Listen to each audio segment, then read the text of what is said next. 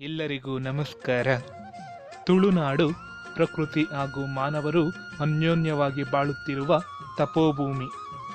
ಈ ತುಳುನಾಡು ಅನೇಕ ವಿಶಿಷ್ಟ ಆಚರಣೆಗಳಿಗೆ ಸಾಕ್ಷಿಯಾಗಿದೆ.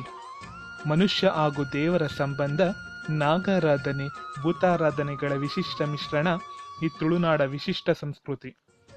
ಈ ತುಳುನಾಡಿನ ವಿಶಿಷ್ಟ ಆಚರಣೆಗಳಲ್ಲಿ ಅತ್ಯಂತ ಪ್ರಮುಖವಾದವುಗಳು ಇವು. ತುಳುನಾಡಿನ ಕೆಲವು ಪಂಗಡದವರು ಮಾಡುವ ನೃತ್ಯ ವೈವಿಧ್ಯವೇ ಕಂಗಿಲು ಕುಣಿತ. ಆಷಾಢ ಮಾಸದಲ್ಲಿ ಜನರಿಗೆ ಬರುವ ತೊಂದರೆಗಳನ್ನು ನಿವಾರಿಸಲು ಕೃಷ್ಣದೇವರು ಭೂಮಿಗಿಳಿದು ಕಂಗಿಲು ರೂಪದಲ್ಲಿ ಬರುವುದೆಂಬ ನಂಬಿಕೆ ಇರುವ ಈ ತುಳುನಾಡಿನಲ್ಲಿ ಕಂಗಿಲು ಕುಣಿತ ಒಂದು ಸಾಂಪ್ರದಾಯಿಕ ನೆಲೆಗಟ್ಟನ್ನು ಹೊಂದಿರುವ ವಿಶೇಷ ಸಂಸ್ಕೃತಿಯ ಸೆಲೆ. ತುಳುನಾಡಿನ ಗಂಡು ಮೆಟ್ಟಿದ ಕಲೆ ಎಂದು ಹೆಸರಾದ ಯಕ್ಷಗಾನ ಕಲೆ, ಚಂಡೆಯ ಬಡಿತ, ತೆಂಕು ಬಡಗುತಿಟ್ಟಿನ ಕಾಳಗಗಳ ಯಕ್ಷಗಾನ ತುಳುನಾಡಿನ ಅತ್ಯಾಕರ್ಷಕವಾದ ಸಂಸ್ಕೃತಿಯನ್ನು ಬಿಂಬಿಸುವ ಆಚರಣೆ. ಪೌರಾಣಿಕ ಐತಿಹಾಸಿಕ ಪಾತ್ರ ಪ್ರಸಂಗಗಳನ್ನು ಅದರದೇ ಆದ ಗಾಂಭೀರ್ಯ ಶೈಲಿಯಲ್ಲಿ ಎತ್ತಿ ತೋರಿಸುವುದು ಯಕ್ಷಗಾನದ ವಿಶೇಷ.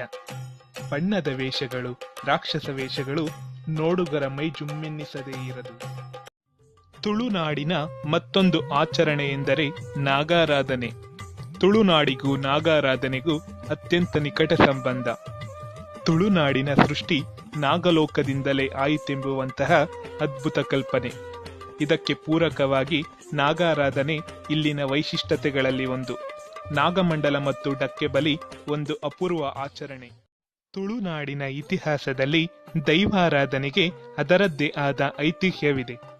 ದೈವಾರಾಧನೆ ಎನ್ನುವಂತಹದ್ದು ತುಳುನಾಡಿನ ಮೂಲ ಸೆಲೆ.